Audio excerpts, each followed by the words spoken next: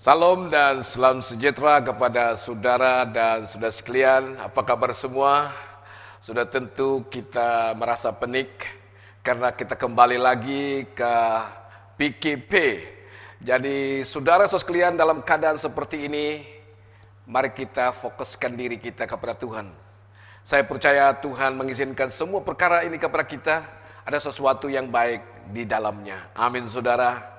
Oleh itu saudara sekalian, saat ini mari kita siapkan hati kita, mari kita siapkan keberadaan kita untuk mendengar dan pelajari firman Tuhan. Dan mari kita siapkan hati kita, siapkan diri kita untuk mendengar firman Tuhan. Mari kita berdoa bersama-sama. Bapa di sorga, Allah yang hidup, Allah yang tidak pernah meninggalkan kami, Allah yang selalu menyertai, Allah yang selalu memberi ruang yang baik untuk kami. Saat ini Tuhan, kami mau mendengar firman-Mu. Tolong Tuhan, penuhi tempat ini dengan kemuliaan hadirat-Mu. Penuhi tempat ini dengan kehadiran Tuhan. Agar waktu kami mendengar firman-Mu, kami akan mengalami urapan Allah, mengalami sentuhan Tuhan, mengalami penghiburan dan kekuatan daripada firman-Mu ya Tuhan.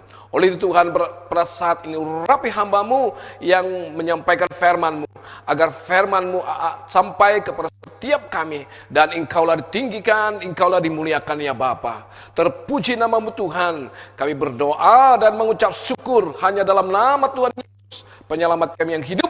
Kami sudah berdoa dan mengucap syukur. Semua katakan amin. Saudara dan saudara sekalian, setelah kita mendengar pembacaan firman Tuhan dalam Injil Yohanes pasal 1 ayat 43 sehingga ayat yang ke-51, maka tajuk khotbah kita yaitu panggilan mengikut Yesus.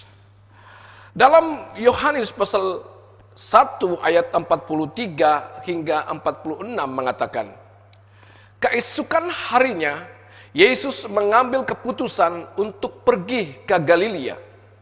Dia berjumpa dengan Filipus, lalu berkata kepadanya, ikutlah aku. Filipus berasal dari Betsaida, kota tempat Andreas dan Petrus tinggal. Kemudian Filipus mencari Natanael dan berkata kepadanya, kami sudah berjumpa dengan orang yang disebut oleh Musa di dalam Taurat dan yang dituliskan oleh nabi-nabi. Dia Yesus anak Yusuf dari Nazaret. Tetapi Natanael berkata, bolehkah sesuatu yang baik datang dari Nazaret? Marilah, lihat, jawab Filipus. Saudara dan saudara sekalian, Yesus memanggil Filipus. Dan melalui Filipus, Natanael pun mengikuti Yesus. Ini bermakna seorang mengajak seorang. Saudara dan saudara sekalian, dalam poin yang pertama, kita melihat tentang panggilan Filipus dan Natanael. Andreas dan seorang murid yang lain mengikuti Yesus dengan inisiatif sendiri. Berbeza dengan Filipus yang dipanggil langsung oleh Yesus Kristus. Bukan Filipus yang berkeinginan mengikuti Yesus. Kemahuan Filipus mengikuti Yesus mungkin disebabkan perjalanan Yesus yang menuju ke Galilea. Sebab di dalam Yohanes pasal 1 ayat 44 dikatakan Filipus berasal dari Betsaida yang berada di Galilea. Andreas juga berasal dari Betsaida. Dia mengikuti Yesus tanpa tahu Yesus kemana. Filipus mengikuti Yesus setelah mengetahui Yesus menuju ke Galilea. Menurut Yohanes pasal 1 ayat 45, Filipus tidak menguasai teologi atau pengetahuan tentang firman Tuhan dengan baik. Sewaktu dia mengajak Natanael, dia mengatakan bahwa Yesus dari Nazaret adalah orang yang dibicarakan oleh Musa dan nabi-nabi. Yohanes pasal 1 ayat 45 mengatakan, kemudian Filipus mencari Natanael dan berkata kepadanya, "Kami sudah berjumpa dengan orang yang disebut oleh Musa di dalam Taurat dan yang dituliskan oleh nabi-nabi. Dia Yesus anak Yusuf dari Nazaret." Tetapi Natanael berkata, "Bolehkah sesuatu yang baik datang dari Nazaret?" "Marilah lihat," jawab Filipus. Saudara dan saudara sekalian, Filipus sebenarnya tidak mengetahui mengenai apa yang dibicarakan oleh Musa dan nabi-nabi, sebab dia mengatakan Yesus berasal dari Nazaret. Nabi-nabi tidak pernah mengatakan mengenai seorang yang berasal dari Nazaret akan memimpin Israel. Namun Filipus memperkenalkan Yesus kepada Natanael seperti itu. Natanael respon dengan sangat curiga. Adakah yang baik datang dari Nazaret? Natanael berasal dari Galilea. Dia tahu bahwa Nazaret bukan tempat yang baik. Tidak mungkin ada janji Tuhan melalui nabi-nabi yang digenapi di Nazaret. Dalam kitab Injil, penekanan mengenai Yesus berasal dari Nazaret secara umum bertujuan untuk menghina Yesus, untuk memperlekehkan Yesus. Natanael berbeza dengan Filipus. Natanael ternyata sangat menguasai teologi, pengetahuan firman Tuhan. Filipus dengan jujur mengajak Natanael, tetapi cara dia mengajak tidak menarik atau tidak menggalakkan atau tidak menggerakkan Natanael. Filipus tidak membela diri. Dia hanya mengatakan, "Mari dan lihatlah." Tawarannya tidak menarik, tidak menggerakkan Natanael. Masias dari Nazaret. Inilah yang diungkapkan oleh Filipus. Ini kurang tepat. Namun yang menghairankan, Natanael mahu pergi bersama Filipus bertemu dengan Yesus. Amin, saudara. Lihat dalam Yohanes pasal 1 ayat 7. Apabila Yesus nampak Natanael datang kepadanya, dia berkata tentang Natanael, "Inilah orang Israel sejati, tiada kepalsuan padanya." Saudara dan saudara sekalian, Yesus segera memberikan komen mengenai Natanael. Sama seperti Yesus memberi komen kepada Simon Petrus dalam Yohanes pasal 1 ayat 42. Yesus mengatakan kepada Natanael, "Kau adalah Israel sejati yang tidak ada kepalsuan di dalamnya." Yesus memanggil Natanael sebagai Israel sejati. Saudara dan saudara sekalian, poin yang kedua, Yesus tanggah ke langit. Yesus tanggah ke sorga. Nenek moyang Israel bernama Yakub. Yakub seorang penipu. Nama Yakub pun bermaksud penipu. Kejadian pasal 27 ayat 36 mengatakan, Esau berkata, "Inilah kali kedua dia menipu saya. Patutlah namanya Yakub. Dia sudah mengambil hak saya sebagai anak sulung. Dan sekarang dia mengambil pula berkat yang sepatutnya untuk saya. Tidakkah ayah mempunyai berkat lain bagi saya?" Saudara dan saudara sekalian, akhirnya Yakub harus diusir dari rumahnya sebab menipu Esau. Dalam perjalanan setelah diusir, Tuhan menyatakan diri kepadanya. Tuhan menyatakan diri melalui penglihatan tangga yang hingga ke langit. Dan malaikat naik turun pada tangga itu. Kejadian pasal 28 ayat 12 mengatakan, "Kemudian dia bermimpi bahwa dia nampak sebuah tangga di bumi yang hujungnya sampai ke langit. Dan malaikat-malaikat turun naik ke tangga itu." Tuhan mengubah Yakub. Setelah diberi nama baru, Yakub menjadi orang yang baru. Dia tidak lagi menjadi penipu. Dia telah menjadi Israel Israel sejati yang tidak lagi menipu. Kejadian pasal 32 ayat 28 mengatakan, orang itu berkata, namamu bukan Yakub lagi. Engkau telah bergumul dengan Allah serta manusia. Dan engkau sudah menang. Karena itu sekarang namamu Israel. Alasan lain mengapa Yesus memanggil Nathanael sebagai Israel sejati, yaitu di dalam Yohanes pasal 1 ayat 48. Yesus mengatakan dia telah melihat Nathanael di bawah pohon ara sebelum Filipus memanggilnya. Ini bermaksud memanggil Nathanael ketika Nathanael berada di bawah pohon ara. Yohanes pasal 1 ayat 48 mengatakan, Nathanael bertanya kepada Yesus, bagaimana Tuhan mengenal saya? Yesus menjawab, sebelum Filipus memanggil kamu, aku telah nampak kamu di bawah pokok ara itu. Dua orang ahli perjanjian baru atau ahli teologi perjanjian baru, yaitu Koster dan Romisi, menyamakan peristiwa panggilan Nathanael di bawah pohon ara dengan Hosea pasal 9 ayat 10 dan Zakaria pasal 3 ayat 10. Tuhan berfirman, ketika aku mula-mula menemukan Israel, aku gembira seperti orang menemukan buah anggur di padang gurun. Apabila aku mula-mula nampak nenek moyang kamu, aku senang hati seperti orang nampak buah ara yang mula-mula masak pada musim buah. Saudara dan saudara sekalian, dikatakan Tuhan melihat Israel seperti buah pohon ara.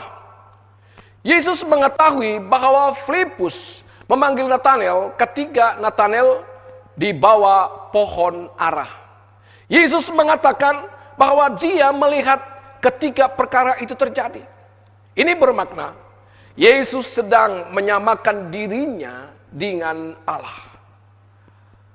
Zakaria pasal 3 ayat 10 mengatakan, apabila hari itu tiba, setiap orang akan menjemput jirannya, datang dan menikmati kedamaian dan keamanan di tengah-tengah ladang anggur dan pohon arah kamu. Tuhan memulihkan Israel. Setiap orang akan mengundang temannya di bawah pohon arah. Perkara ini digenapi oleh Filipus ketika memanggil Nathanael dari bawah pohon arah. Berarti masa ini adalah masa pemulihan Israel yang dijanjikan dalam Zakaria pasal 3 ayat 10. Perkara ini memberi makna bahwa Yesus benar-benar adalah Mesias atau penyelamat atau Yesus seperti yang dikatakan oleh Filipus di dalam Yohanes pasal 1 ayat 45. Saudara-saudara sekalian, Nathanael yang mengerti teologi atau memahami firman Tuhan juga mengerti apa yang dimaksudkan Yesus. Nathanael langsung menangkap apa yang Yesus maksudkan ketika dia berkata, aku telah melihat engkau di bawah pohon ara. Itu sebabnya dia langsung respon dengan mengatakan, ya Tuhanku dan Allahku. Yesus yang mengetahui kemampuan teologi atau pahaman firman Tuhan bagi Nathanael segera mengingatkan bahwa janji kedatangan Mesias atau penyelamat yang diberikan oleh Allah mencangkup pemulihan surga di bumi. Tidak hanya pemulihan Israel. Janji Mesias, janji penyelamat digambarkan oleh mimpi Yakub di dalam Kejadian pasal 28 ayat 12, yaitu surga dan bumi disatukan oleh sebuah tangga ke langit. Saudara, Yesus atau Mesias adalah tangga ke langit itu. Dia adalah anak manusia, raja yang akan bertakhta menurut kitab Daniel pasal 7 ayat 9 hingga 14. Dan ketika dia bertakhta, dia akan memulihkan surga di bumi. Saudara dan saudara sekalian, Demikianlah peristiwa panggilan Filipus dan panggilan Nathanael. Filipus dan Nathanael dipanggil walaupun mereka tidak berniat ikut Yesus. Walaupun mereka tidak terdorong oleh sesiapa. Walaupun hanya waktu itu kebetulan bagi mereka untuk mengikuti Yesus. Tapi keadaannya sama seperti keadaan kita. Kita adalah orang-orang yang sangat selesa, sangat nyaman. Kita merasa, kita berpikir mengikuti Yesus bukan keharusan yang mendorong kita meninggalkan segala sesuatu. Kita merasa meninggalkan apa-apa untuk mengikuti Yesus. Kita tidak terpikir dan tidak merasa bahwa kalau mengikuti Yesus kita tinggalkan sesuatu. Saudara-saudara sekalian, Kristus ingin dimiliki, tetapi dunia tidak ingin ditinggalkan. Sama seperti Filipus. Akhirnya Tuhan memanggil dan meminta kita supaya berjalan bersama dengan Yesus. Baik itu ke Galilea maupun ke Yerusalem. Yesus mau bersama kita, berjalan bersama-sama dalam setiap kehidupan kita. Kita seperti Nathanael. Sebelum melihat kemuliaan Kristus, ia bertanya, adakah perkara yang baik datang dari Yesus dari Nazaret? Bukankah duniaku dan hidupku sekarang lebih baik? Tawaran apa yang dapat diberikan oleh Yesus dari Nazaret? Saudara-saudara sekalian, sewaktu panggilan untuk mengikuti Yesus, kita pun memikirkan perkara yang sama. Apakah yang lebih baik daripada usahaku yang berhasil ini? Apakah yang lebih baik daripada pencapaianku, prestasiku yang memukau ini? Apakah yang lebih baik daripada kehidupanku sekarang ini? Mana mungkin seorang dari Nazaret menawarkan sesuatu yang lebih baik daripada apa yang kumiliki sekarang ini? Saudara-saudara sekalian, tetapi seperti Nathanael, kita akan menjadi terkejut dan kagum. Ternyata apa yang kita miliki hanyalah sampah tanpa kehadiran Yesus dalam hidup kita. Nathanael akan menjadi warga Israel, rakyat Israel yang menantikan harapan kosong dan berakhir dengan hancurnya Yerusalem di tangan kerajaan Romawi. Kalau dia menolak panggilan Tuhan melalui Filipus. Saudara-saudara sekalian, tetapi sewaktu Masias datang, dia akan memberikan surga bagi bumi ini. Dia akan menjadi tangga yang sampai ke langit. Dia akan memulihkan kehidupan umat Tuhan melalui pemulihan kasih dan perjanjian mereka dengan Bapanya di sorga. Saudara, bersediakah kita dipulihkan? Ataukah kita mau terus menjadi Yakub, seorang penipu? Mari menjadi Israel yang telah bertemu dengan tangga ke sorga itu. Bertemu dengan Yesus, satu-satunya jalan keselamatan. Tanpa Yesus kita tidak boleh dan tidak beroleh keselamatan, tidak beroleh kehidupan. Saudara, Yesus memanggilmu untuk mengikuti Dia, karena Dia menjanjikan keselamatan, karena Dia menjanjikan kehidupan yang kekal. Oleh itu, saudara sekalian, apakah respon Anda? Apakah engkau mempunyai respon seperti Filipus? Apakah engkau mempunyai respon seperti Nathanael? Apakah engkau mau mengubah hidupmu seperti Yakub yang telah diubah dari nama pribadi menjadi nama bangsa? Oleh itu saudara sekalian, bila kita mengikut Yesus, maka Yesus mengatakan, akulah jalan kehidupan. Amin saudara. Mari kita berdoa. Terima kasih Tuhan atas firman-Mu yang hidup. Kiranya firman-Mu yang sederhana ini menjamah kami, memberi pengertian baru bagi kami, agar di saat kami membuat keputusan mengikuti Engkau, kami terus mengikuti Engkau, walaupun kami mempunyai kekurangan-kekurangan secara pribadi. Tapi kami percaya bahwa mengikuti Engkau adalah keselamatan yang Engkau telah sediakan bagi kami. Oleh itu Tuhan, pada saat ini, kiranya Engkau menguatkan kami agar kami menjalani kehidupan ini sesuai dan berkenan kepadamu. Haleluya Tuhan. Berkati setiap kami yang mendengar firman-Mu. Berkati firman-Mu, agar di dalamnya Engkau ditinggikan, diagungkan ya Tuhan. Terpuji nama-Mu Bapa. Di dalam nama Tuhan Yesus, penyelamat kami yang hidup, kami sudah berdoa dan mengucap syukur. Semua katakan, amin.